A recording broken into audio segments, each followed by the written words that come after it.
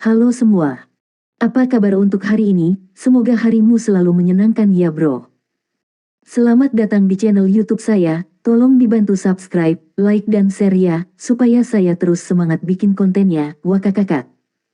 Sebelum masuk di alur cerita novel kali ini, saya sarankan untuk menonton cerita sebelumnya agar lebih memahami jalan ceritanya. Untuk membuat lebih nyaman, pergunakanlah fitur pengaturan kecepatan dan caption ya kak. Silahkan atur sesuai kebutuhan. Selamat mendengarkan. Chapter 55.1 Insinyur Jiwa. Poin kuat sejati Huo Yuhao. Fan Yu memiliki pandangan yang baik di matanya saat dia melihat Huo Yuhao memasuki lapangan. Bagaimanapun, seorang guru akan selalu berharap agar murid-murid mereka menjadi luar biasa. Sulit menemukan guru yang baik, tetapi menemukan siswa yang jenius sama sulitnya. Terlepas dari apakah dia berbakat atau rajin, Fan Yu yang ketat sangat senang. Bahkan jika dia menghabiskan waktu lebih lama mengajar Hekaitu, status Huo Yuhao di hati Fan Yu sudah melebihi Hekaitu. Dia bisa mengatakan bahwa prestasi masa depan Huo Yuhao akan jauh melampaui Hekaitu. Kamu jeda, Tang Suisfeng, Ling Sui. Fan Yu berbalik dan memanggil kumpulan peserta ujian berikutnya. Dua pria dan satu siswa wanita berjalan dengan tergesa-gesa dan dengan hormat menyambut Fan Yu.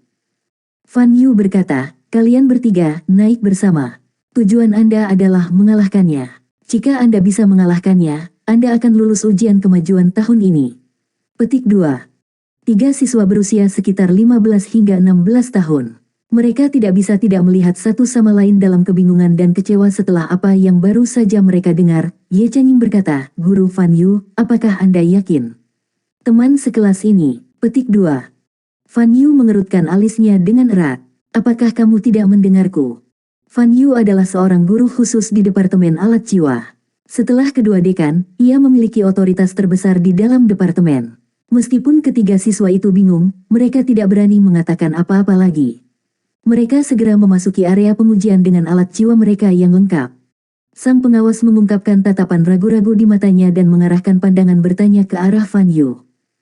Fan Yu berjalan mendekatinya, lalu berbisik, itu murid pewarisku. Saya ingin menguji batasnya saat ini. Jangan khawatir, ini tepat. Mulailah. Baik, pengawas itu tentu saja tidak berdebat dengan keputusan Fan Yu. Kedua belah pihak, persiapkan dirimu. Huo Yuhao terkejut ketika dia mendengar Fan Yu mengirim tiga siswa ke area pengujian. Dia bisa mengatakan pada usia mereka bahwa mereka setidaknya siswa tahun ketiga dan bahkan mungkin tahun keempat. Meskipun sebagian dari siswa Departemen Alat Jiwa adalah mereka yang telah dieliminasi dari Departemen Jiwa Marsial, mereka sebagian besar terdiri dari guru jiwa tipe tambahan. Namun, ini masih Akademi Shrek. Tidak ada siswa yang lemah di antara mereka yang mampu bertahan sampai tahun 3 atau 4. Huo Yuhao merasa seperti kepercayaan gurunya pada dirinya sedikit berlebihan. Meskipun dalam hati dia heran, Huo Yuhao tidak berencana mundur. Dia mengamati ketiga siswa ini dengan seksama ketika dia mulai merumuskan sebuah rencana. Ketiga siswa semua membawa lencana menandakan jajaran insinyur jiwa mereka. Mereka semua insinyur jiwa kelas 2 sama seperti dia. Mulailah. Mengikuti teriakan guru, ketiga siswa yang menghadapnya membuat gerakan secara bersamaan, dan cincin jiwa mereka bangkit dari kaki mereka. Yang tertua dari ketiganya, Ye Chanying, memiliki 3 cincin jiwa kuning, sementara dua lainnya masing-masing memiliki 2 cincin jiwa kuning. Mereka dengan cepat mengangkat tangan mereka saat mereka melepaskan jiwa bela diri mereka dan kilatan cahaya meletus saat mereka mengaktifkan alat jiwa mereka. Dalam situasi saat ini di mana dia bertarung melawan tim yang terdiri dari 3 orang, termasuk seorang penatua jiwa, sendirian, Huo Yuhao bertanya-tanya apakah dia punya peluang sama sekali. Dalam situasi seperti ini, dia hanya bisa menang jika dia memiliki unsur kejutan. 2 cincin jiwa putih tiba-tiba bangkit dari kakinya, dan cincin jiwa keduanya berkedip sedikit. Setelah itu, tubuhnya tanpa suara menjadi agak ilusi, tetapi 3 siswa yang dia hadapi tidak memperhatikan. Segera setelah itu, sebuah pemandangan yang mengejutkan mereka terjadi. Sebuah tabung logam hitam, 1,5 meter panjang muncul di bahu Huo Yuhao, kemudian langsung menembakkan sinar cahaya putih yang intens. Belum lagi ketiga siswa yang dihadapi Huo Yuhao, bahkan sang pengawas tertegun oleh pemandangan di depannya. Dia akan memanggil mereka untuk berhenti, tapi Fan Yu meletakkan tangannya di bahunya, menyebabkan dia menelan kata-kata yang akan dia ucapkan. Apa tabung logam itu? Semua siswa di Departemen Alat Jiwa telah melihatnya sebelumnya, tetapi tidak satupun dari mereka yang menggunakannya selain Heika itu. Itu adalah meriam jiwa yang diam. Alat jiwa stasioner terkenal karena kekuatan mereka, dan meskipun mereka tidak membutuhkan terlalu banyak kekuatan jiwa untuk diaktifkan, itu sangat sulit untuk mengendalikan mereka. Karena ini, bahkan Grandmasters Jiwa 2 Cincin dapat menggunakannya, meskipun dengan kesulitan. Namun, setiap cangkang meriam sangat mahal, satu tembakan berharga lebih dari 100 koin jiwa emas. Akademi bahkan belum menerapkan kursus untuk menggunakannya. Namun, bahkan jika seseorang belum pernah makan daging babi sebelumnya, mereka masih akan melihat babi di kehidupan nyata di masa lalu. Ketika siswa memasuki Soul Tool Departemen, pelajaran pertama yang harus mereka hadiri melibatkan mengamati kekuatan dari alat jiwa yang diam. Meriam jiwa stasioner yang muncul di tubuh Huo Yuhao identik dengan yang mereka lihat di masa lalu. Mereka masih ingat dengan jelas parit panjang 10 meter, 3 meter yang menakutkan yang telah menghancurkan tanah ketika meriam ditembakkan. Setelah itu, guru mereka menjelaskan bahwa pemimpin jiwa yang memiliki kurang dari 6 cincin pasti akan mati jika mereka menerima serangan langsung dari meriam jiwa yang diam. Karena itu, bagaimana mungkin mereka bertiga tidak terpana ketika mereka melihat sinar putih dari tabung hitam? Semburan cahaya putih menandakan penembakan meriam jiwa yang diam, itu adalah sesuatu yang tidak dapat diubah. Ini bukan sesuatu yang bisa diblokir oleh Portable Soul Shield. Selain itu, mereka bahkan belum melihat Portable Soul Shield mereka muncul. Satu-satunya hal yang bisa mereka lakukan sekarang adalah menyerah pada serangan mereka dan melarikan diri. Mereka juga tahu masalah yang dimiliki alat jiwa stasioner, mereka harus diarahkan secara manual oleh seseorang, mereka tidak bisa secara otomatis mengunci musuh. Mereka bertiga secara bersamaan berlari ke tiga arah yang berbeda. Pada titik ini, mereka tidak lagi peduli bahwa mereka sedang menjalani tes kemajuan mereka. Kehidupan mereka lebih penting daripada itu. Yang tercepat dari ketiganya adalah Tang Suisfeng. Cincin jiwa keduanya berkedip ketika bayangan tiba-tiba muncul di sampingnya. Segera setelah itu, dia mempercepat dan melintasi jarak 10 meter dengan satu lompatan. Senyum tipis muncul di wajah Huo Yuhao ketika dia melihat ini. Di bawah tatapan heran para siswa yang menyaksikan, alat jiwa stasioner yang jelas mulai urutan penembakannya menghilang tanpa suara. Setelah itu, dia meluncur ke depan dengan cara yang seperti hantu menuju Tang Suisfeng yang cepat. Dua lampu biru muncul di pergelangan kakinya saat ia mempercepat, menyebabkan kecepatannya dengan cepat mencapai Tang Suisfeng. Tang Suisfeng tiba-tiba melemparkan dirinya ke tanah dan meringkuk menjadi bola. Dia kemudian mendorong kekuatan jiwanya ke batas, menyebabkan lapisan cahaya menyelimutinya. Ini adalah Portable Soul Shield yang dia ciptakan secara pribadi untuk mempertahankan dirinya. Namun, ledakan yang dia harapkan tidak datang, membuatnya heran. Semua yang ada di belakangnya tampak sunyi senyap. Tang Suisfeng tertegun. Apa itu tadi? Mengapa meriam jiwa yang diam tidak membuat kebisingan? Pada saat itu, dia secara tidak sadar mengangkat kepalanya untuk melihat apa yang terjadi. Namun begitu dia melakukannya, dia melihat wajah yang hangat dan tersenyum di depannya. Meskipun kemampuan pertahanan dari Portable Soul Shield tidak buruk, itu lebih cocok untuk serangan jarak jauh. Dengan kata lain, itu lebih baik digunakan untuk bertahan melawan kekuatan jiwa. Kemampuan bertahan melawan serangan fisik tidak terlalu baik. Sebuah belati yang berkedip dengan cahaya pijar tanpa suara menembus perisai Tang Suisfeng. Begitu dia selesai mengangkat kepalanya, bilah pisau mencapai matanya dan dengan lembut mengetuk kepalanya. Setelah itu, wajah yang tersenyum menghilang. Tang Suisfeng, dihilangkan. Suara pengawas terdengar. Seperti itulah adanya. Jika Huo Yuhao memanfaatkan kesempatan yang ia miliki untuk menyerangnya, ia akan ditusuk dengan bersih oleh belati harimau putih. Ketika mereka mendengar bahwa Tang Suisfeng telah dieliminasi, dua lainnya tahu bahwa mereka telah ditipu. Sebagai siswa Akademi Shrek, mereka telah berlatih di akademi selama bertahun-tahun. Pengalaman pertempuran mereka relatif berlimpah, sehingga mereka tidak repot-repot memikirkan bagaimana Huo Yuhao menipu mereka. Sebaliknya, mereka secara bersamaan meluncurkan serangan ke arahnya. Alat jiwa yang mereka gunakan untuk menyerangnya ditempatkan di lengan mereka, dan keduanya serupa. Ada kotak emas di masing-masing lengan mereka, yang ketika diaktifkan, 3 tabung emas tipis secara bersamaan akan memancarkan sinar cahaya putih. Ini adalah alat jiwa kelas 2 yang dikenal sebagai Soul Light Ray. Prinsip di balik itu adalah untuk mengompresi kekuatan jiwa pengguna melalui penggunaan formasi yang terletak di dalam inti jiwa dan kemudian memecatnya. Itu memiliki jumlah daya destruktif yang relatif baik. Ada banyak cara untuk memeriksa kekuatan alat jiwa, tetapi faktor paling penting yang dipertimbangkan adalah kekuatan destruktif, jangkauan serangan, dan radius serangan. Serangan kelas 2 Soul Light Ray bisa mencapai 100 meter, dan kekuatan penghancurnya kira-kira sama dengan keterampilan jiwa jarak jauh dari Soul Grandmaster. Ye Chanying dan Ling Sui secara bersamaan membuat gerakan mereka karena mereka masing-masing menembakkan 6 sinar cahaya. Meskipun mereka tidak berkoordinasi dengan baik satu sama lain, mereka berdua sangat akrab dengan cara mereka bertarung dengan seorang insinyur jiwa. Kedua belas sinar cahaya itu merangkum area yang sangat luas dan menyegel Huo Yuhao dari menghindari serangan mereka. Namun, begitu mereka menembakkan sinar cahaya jiwa mereka merasa diri mereka linglung untuk sesaat. Ini menyebabkan serangan mereka sedikit menyimpang dari target yang dituju. Pada saat ini, mereka berada sekitar 30 meter dari Huo Yuhao. Meskipun serangan mereka hanya sedikit menyimpang, itu secara eksponensial meningkatkan waktu yang mereka ambil untuk menghubunginya. Huo Yuhao segera mengaktifkan Ghost Shadow Perplexing Tracks, yang menyebabkan sosoknya sedikit berkedip. Dia secara akurat menemukan tempat di mana kedua belas sinar cahaya tidak akan mencapai dia, sehingga menyebabkan serangan mereka melewatinya tanpa membahayakan. Pada saat yang sama, Huo Yuhao mengangkat tangannya. Alat jiwa di lengannya identik dengan Ye Chanying dan Ling Sui, mereka berdua potongan logam hitam seperti pergelangan tangan yang telah diikat ke lengannya.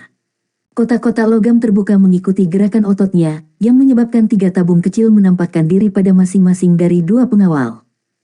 Yan Chanying dan Ling Sui segera merilis perisai jiwa portabel kelas 2 untuk mempertahankan diri. Setelah Soul Light Ray dipecat, itu akan memasuki periode cooldown pendek yang akan mencegahnya dipecat berulang kali. Chapter 55.2 Insinyur Jiwa. Poin kuat sejati Huo Yuhao. Namun, sama seperti meriam jiwa stasioner yang tidak menyebabkan ledakan berdering, alat jiwa seperti cahaya jiwa Huo Yuhao tidak menyebabkan sinar cahaya muncul. Sebaliknya, mereka melengking memekakkan telinga. 6 baut tembakan kilat ke arah Ye Chanying dan Ling Sui. Namun, mereka tidak memiliki jejak cahaya yang mengikuti mereka. Ketika 6 garis putih cahaya menghantam perisai mereka, sebuah pemandangan yang menakjubkan terjadi, riak-riak putih mulai muncul di perisai mereka, sampai segera setelah itu sesuatu benar-benar mengebor mereka. Mereka berdua merasakan tangan mereka bergetar sebelum tangan yang mereka angkat tiba-tiba dipaksa pergi. Pada saat yang sama, mereka mendengar bunyi klik, diikuti oleh kabut abu-abu yang menutupi mata mereka dan menghalangi pandangan mereka. Alat jiwa macam apa ini? Ye Chanying dan Ling Sui secara bersamaan terperangah. Namun, sebagai penguasa jiwa, mereka tidak hanya memiliki alat jiwa, mereka juga memiliki keterampilan jiwa mereka sendiri. Ling Sui buru-buru mundur sementara secara bersamaan melepaskan sepetak besar salju dari tubuhnya yang keduanya menghalangi garis pandang Huo Yuhao dan menyebarkan kabut abu-abu di sekitarnya. Jiwa bela dirinya adalah snow. Salju berbeda dari es dalam ketangguhan es yang membuatnya sehingga tuan jiwa yang memilikinya bisa menjadi tuan jiwa pertempuran, sedangkan salju hanya bisa digunakan untuk bantuan. Dengan demikian, Ling Sui dianggap sebagai guru jiwa tipe tambahan. Keahliannya menggunakan snow untuk mengubah lingkungan dan menyembunyikan dirinya, lalu menggunakan alat jiwanya untuk menyerang. Hanya karena jiwa bela dirinya telah cocok untuk membiarkannya menjadi insinyur jiwa bahwa dia bergabung dengan Departemen Alat Jiwa. Reaksi Ye Chanying juga tidak lambat. Cincin jiwa keduanya menyala, yang menyebabkan tubuhnya bergetar dan 3 klon bayangan muncul. Jiwa bela dirinya adalah bayangannya. Lengan mereka telah terjatuh, sehingga mereka tidak bisa menembakkan sinar cahaya jiwa mereka untuk waktu yang singkat.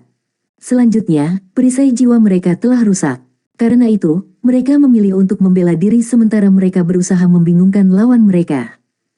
Dalam rentang tabrakan singkat mereka, Huo Yuhao sebenarnya berhasil mendominasi seluruh lapangan, meskipun ditempatkan dalam skenario 1v3.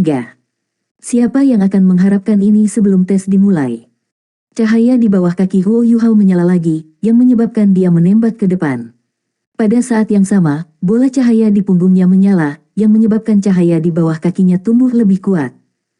Thruster kelas 2 dapat secara instan meningkatkan kecepatan master jiwa dalam satu arah untuk sesaat, dan alat jiwa di bawah kakinya adalah thruster yang bervariasi kecepatan.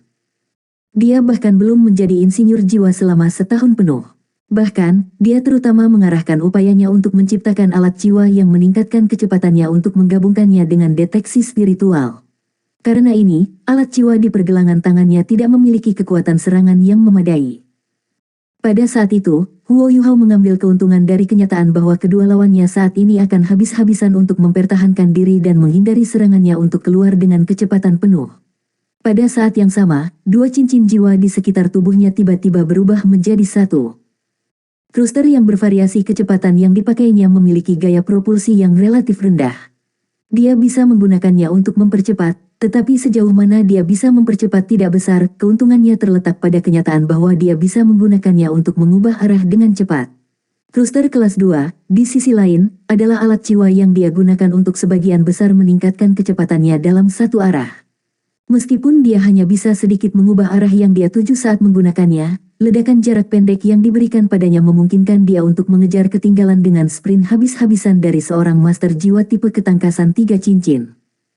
Kedua pihak awalnya memiliki jarak 30 meter di antara mereka, namun Huo Yuhao bisa muncul tepat di depan mereka dalam sekejap mata menggunakan ledakan kecepatan ledakan ini. Ye Chanying dan Ling Sui telah dimasukkan ke dalam kondisi yang agak menyesal oleh kabut abu-abu Huo Yuhao. Sebelum mereka bisa menghilang sepenuhnya di tengah salju Ling Sui, dia sudah mencapai mereka. Keduanya sangat terkejut ketika dia muncul di depan mereka, mengungkapkan kelemahan yang merupakan kerja sama mereka yang tidak dikenal. Ye Chanying buru-buru berlari ke kiri, sementara Ling Sui dengan cepat mundur. Mereka langsung dipisahkan karena ini. Semua kepingan salju yang dilepaskan Ling Sui langsung jatuh ke tanah tanpa peringatan sebelumnya, membuatnya takjub. Akibatnya, penghalang antara dia dan Huo Yuhao benar-benar lenyap. Pada saat yang sama, Huo Yuhao berkecepatan penuh muncul di depannya dan meraihnya dengan tangannya yang seperti kristal, berlian yang bersinar dengan kemegahan. Ling Sui tanpa sadar mengangkat tangannya. Di saat panik, dia hanya bisa melepaskan Soul Light Ray-nya. 6 sinar tembakan cahaya segera ditembakkan ke arah Huo Yuhao seperti sambaran petir. Pada saat itu, pemandangan aneh terjadi. 6 sinar cahaya yang menyala dari Soul Light Ray milik Ling Sui tiba-tiba tersebar di 4 arah yang berbeda. Ternyata, tangannya berada di tempat yang tepat untuk menghalangi sinar cahaya jiwa Ling Sui. 6 sinar cahaya langsung terpantul saat mereka bersentuhan dengan tangannya. Setelah itu, Huo Yuhao meraih tangan Ling Sui. Warna putih bersih langsung menyebar keluar dari Ling Sui dan Huo Yuhao dengan keras berteriak, "Guru, tangkap!" Begitu dia selesai, dia mengirim Ling Sui melayang di udara. Yang mengejutkan, tubuhnya sekarang ditutupi lapisan es putih. Ketika Fan Yu menangkapnya, dia hanya bisa menggigil secara naluriah. Huo Yuhao langsung berbalik begitu dia melempar Ling Sui ke udara, tepat saat dia melihat cahaya putih muncul di dada Ye Chanying, yang terbelah menjadi 3 klon bayangan. Dia menembakkan bola putih seukuran telapak tangan dari ketiga petinya ke Huo Yuhao dari 3 arah yang berbeda. Meriam jiwa terkonsentrasi. Ini adalah alat jiwa terkuat yang tersedia untuk insinyur jiwa berpangkat rendah. Setelah memfokuskan kekuatan jiwa mereka ke dalam susunan formasi untuk waktu yang singkat, seorang insinyur jiwa dapat melepaskan serangan yang kuat. Berbeda dengan Soul Light Ray, Canon jiwa terkonsentrasi memiliki efek menyedot. Dengan kata lain, itu akan mempercepat penyerapan kekuatan jiwa master jiwa. Jadi, meskipun kuat, konsumsi kekuatan jiwanya sama besar. Biasanya, satu tembakan dari Canon Soul terkonsentrasi akan menguras seorang guru jiwa setidaknya sepertiga dari kekuatan jiwanya. Canon jiwa terkonsentrasi memiliki satu kelemahan, yang terletak pada fakta bahwa ia memiliki jangkauan serangan pendek. Biasanya hanya bisa mengunci lawan dalam jarak 10 meter. Jika mereka semakin jauh, baik kekuatan dan akurasinya akan semakin memburuk. Jiwa bela diri Ye Chanying adalah bayangannya, yang membuatnya menjadi jiwa bela diri yang sangat aneh. Jiwa bela diri seperti miliknya relatif layak membantunya sebagai insinyur jiwa, tetapi sangat disayangkan lawannya adalah Huo Yuhao, yang jiwanya dengan sempurna melawannya. Deteksi spiritual mata-mata Huo Yuhao akan menyebabkan semua ilusi menghilang. Huo Yuhao bahkan tidak repot-repot dengan tembakan Canon jiwa terkonsentrasi ke kiri dan depannya. Dia segera menyerbu ke arah Ye Chanying dengan tangan kanannya terangkat, lalu meraih tembakan Canon jiwa terkonsentrasi asli dengan tangan kanannya. Setelah itu, Ye Chanying tiba-tiba kehilangan kendali atas tembakan meriam kiri. Itu tidak meledak, melainkan dilemparkan oleh Huo Yuhao ke arahnya. Selain itu, dia bahkan menggunakan teknik melempar panah sekte Tang. Tertegun, Ye Chanying hanya mampu mengaktifkan perisai jiwa kelas 2 pada waktunya untuk memblokir serangan Huo Yuhao. Pada saat yang sama, ia melepaskan keterampilan jiwa ketiganya, menyebabkan bayangan hitam muncul dari tubuhnya dan berusaha membantunya menahan tembakan Cannon Soul yang terkonsentrasi. Meskipun demikian, tubuh Ye Chanying terlempar dengan ledakan keras, tetapi ditangkap di udara oleh sang pengawas. Getaran intens yang datang dari serangan itu menyebabkan Huo Yuhao mundur beberapa langkah ke belakang sebelum dia bisa mendapatkan kembali pijakannya. Huo Yuhao tercengang dalam hati. Cannon jiwa pekat ini begitu kuat. Sepertinya aku harus membuat satu untuk diriku sendiri. Ye Chanying jelas telah mengirimkan klon bayangan untuk memblokir pukulan di samping perisai jiwa kelas 2-nya, namun dia masih dikirim terbang. Terlebih lagi, dia tiba-tiba pingsan begitu proktor itu menangkapnya. Kekuatan serangan ini sebanding dengan pukulan habis-habisan dari Soul Elder tipe penyerangan. Huo Yuhao sangat kagum dengan kekuatan serangan itu sehingga dia hampir tidak menyadari bahwa semua siswa yang menyaksikan semua menatapnya dengan ekspresi terperangah di wajah mereka. Hanya bagaimana seorang siswa berusia 12 atau 13 tahun melakukan ini. Dia hanya seorang Grandmaster jiwa, dan dia masih seorang insinyur jiwa kelas 2. Dia bahkan tidak lebih kuat dari lawannya. Namun, dia masih bisa mengalahkan mereka bertiga sendirian. Bukan saja dia menang, dia melakukannya dengan cara yang spektakuler. Seluruh pertempuran telah berjalan dengan lancar, dan dia tampaknya tidak membuat kesalahan. Ini jelas merupakan kemenangan tanpa cacat. Bahkan Fan Yu tidak mengharapkan Huo Yuhao untuk memberikan kinerja yang begitu sempurna dalam ujiannya. Pada kenyataannya, keikutsertaan seorang insinyur jiwa kelas 2 dalam tes kemajuan hanyalah formalitas belaka. Tes rutin mereka, dengan kata lain penciptaan alat jiwa mereka, lebih penting bagi mereka. Ini terutama benar untuk prestasi mereka di bidang ukiran susunan formasi. Itu adalah pertandingan 1v3, namun dia meraih kemenangan tanpa cacat. Dia memulai pertandingan dengan menggunakan imitasi untuk memalsukan aktivasi alat jiwa stasioner, telah menekan Snow Ling Sui, lalu memblokir Soul Light Ray menggunakan Pincer Ice Empress Tiran, sebelum akhirnya membeku dan mencerminkan jiwa terkonsentrasi Ye Chanying Cannon kembali ke arahnya. Terlepas dari apakah itu adalah prestasinya dalam pertempuran, keterampilan pengambilan keputusannya, atau penggunaan jiwa bela diri dan alat jiwanya, Huo Yuhao benar-benar sempurna. Selain itu, alat jiwa yang dia tembakkan dari lengannya telah menyebabkan Fan Yu tersenyum sedikit. Ketika Huo Yuhao pertama kali membuatnya, ia memberi Fan Yu kejutan besar karena filosofi baru penciptaan alat jiwa yang telah ia ciptakan. Alat jiwa di lengannya yang menyerupai sinar-sinar jiwa sebenarnya miniatur stationary soul crossbows yang dia buat. Alasan dia bisa menghancurkan perisai jiwa kelas 2 sebenarnya sangat sederhana, dia menggunakan serangan yang setengah fisik dan setengah energi. Ini memungkinkan dia untuk memecat mereka menggunakan kekuatan jiwanya. Karena ini hanya sesi perbandingan catatan, dia menembakkan bantalan bola bukan baut panah. Bantalan bola yang telah dilepaskan oleh kedua busur panah telah mengenai lengan Ye Chanying dan Ling Sui dan melepaskan kabut abu-abu yang menghalangi garis pandang mereka. Langkah semacam ini benar-benar mencapai puncak akurasi. Alasan Huo Yuhao sebenarnya sangat sederhana. Mengapa alat jiwa stationary selalu harus melepaskan shell meriam yang kuat? Melakukannya dengan cara seperti itu memang akan menghasilkan serangan yang kuat, tetapi biaya produksinya akan sangat tinggi. Jika dia bisa menggabungkan teknik penciptaan alat jiwa dan senjata tersembunyi Sekte Tang untuk menciptakan Stationary Soul Crossbow, dia akan dapat menggabungkan kekuatan pendorong alat jiwa dan mekanisme panah otomatis ke dalam serangannya. Melakukan ini akan memungkinkannya untuk menggabungkan serangan material dan serangan berbasis energi bersama, dan akan membiarkannya menggunakan panah yang berbeda berdasarkan situasi. Bukankah itu membuat serangannya jauh lebih fleksibel? Cara berpikirnya sangat bermanfaat bagi Departemen Alat Jiwa. Ini juga alasan bahwa Fan Yu sangat menyukainya, dan juga merupakan alasan utama mengapa Soul Tool Departemen bersikukuh karena mereka tetap tinggal dengannya. Dia terlalu berbakat di bidang penciptaan alat jiwa. Chapter 55.3 Insinyur Jiwa. Poin kuat sejati Huo Yuhao.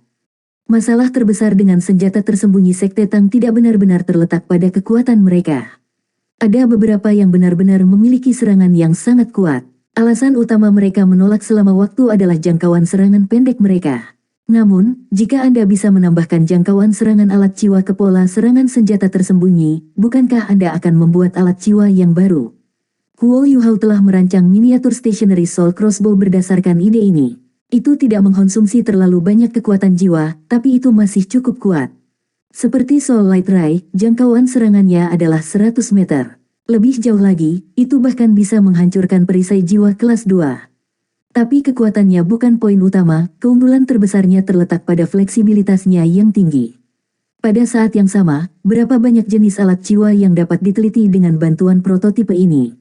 Ini adalah masalah yang mengejutkan dunia bagi Departemen Alat Jiwa Akademi Shrek.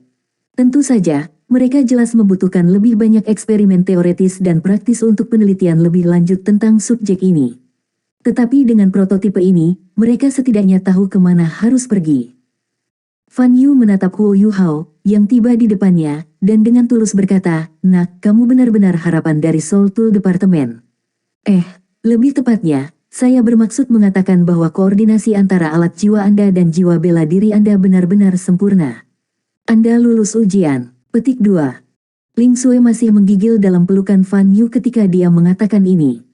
Meskipun dia hanya berhubungan dengan Pincer Ice Empress sebentar, dingin yang ekstrim hampir mengubah dirinya menjadi balok es. Kristal es di tubuhnya membuatnya mustahil untuk bergerak untuk saat ini. Dia melakukan yang terbaik untuk memutar kekuatan jiwanya. Dengan bantuan Fan Yu, dia berhasil mendapatkan kembali kekuatannya. Dia menatap ke arah Huo Yuhao, dan selain rasa ingin tahu, ada rasa takut di matanya. Ini adalah pertama kalinya dia merasakan dingin yang mengerikan. Dia merasa seperti saljunya hampir dianggap hangat dibandingkan dengan itu. The Ice Empress Pincer adalah keterampilan jiwa yang kuat yang diberikan oleh Ice Empress Scorpion kepada Huo Yuhao.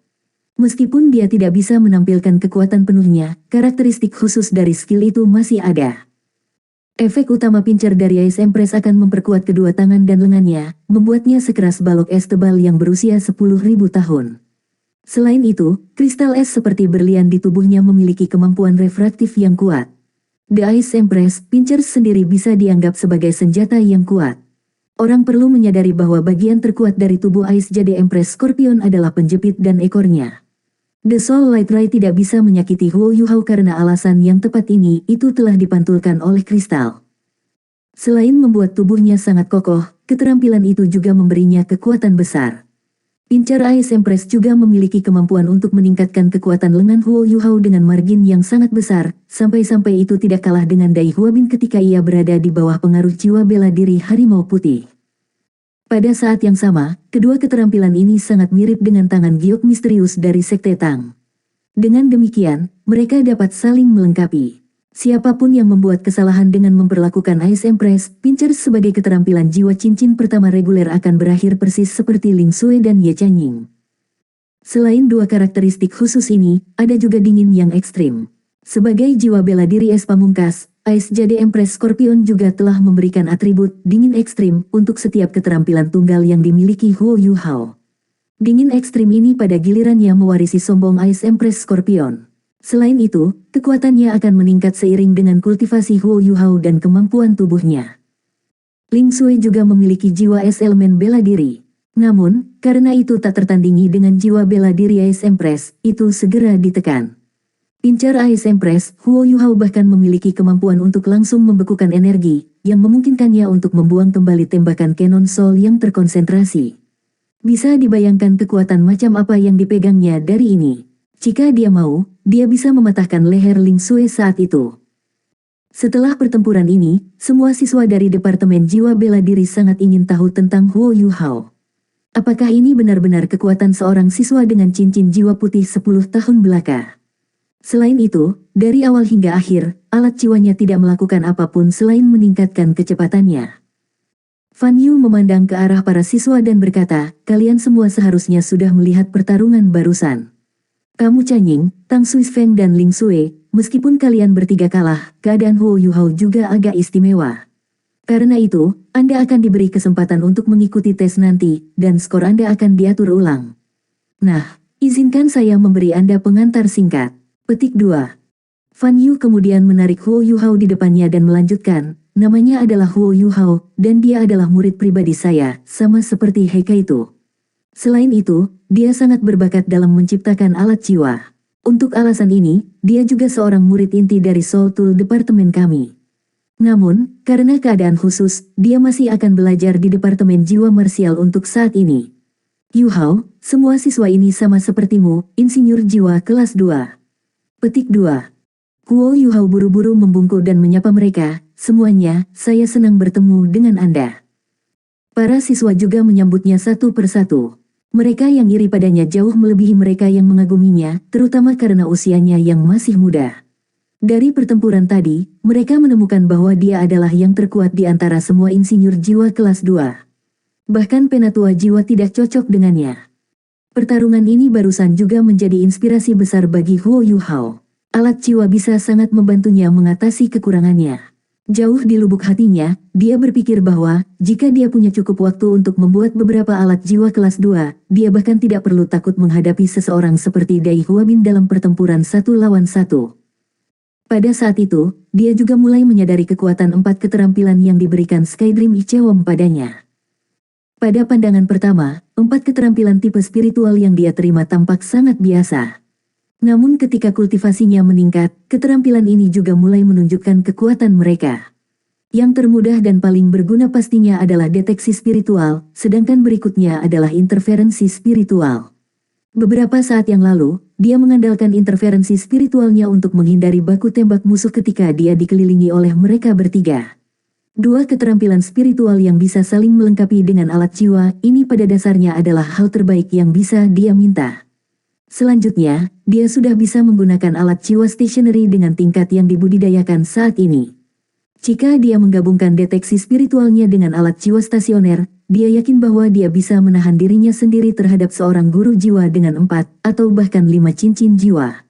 Tentu saja, itu hanya jika dia memiliki cukup amunisi dan ada jarak yang cukup jauh di antara mereka. Semakin dia mempelajari dan menggunakan alat-alat jiwa, semakin Huo Yuhao bisa merasakan betapa lebih canggihnya mereka daripada senjata tersembunyi Sekte Tang. Jika Anda membandingkannya, seseorang memiliki kekuatan perangkat mekanis murni, itu tepat dan akurat, seperti karya seni. Di sisi lain, alat jiwa ditenagai oleh kekuatan jiwa, yang merupakan jenis energi yang lebih maju. Selain itu, dapat digunakan bersama dengan susunan formasi. Tidak peduli bahan apa yang digunakan, kekuatan perangkat mekanis akan selalu terbatas. Namun, kekuatan jiwa berbeda, karena kekuatan jiwa akan meningkat di samping budidaya guru jiwa. Dengan demikian, kekuatan alat jiwa juga akan terus meningkat.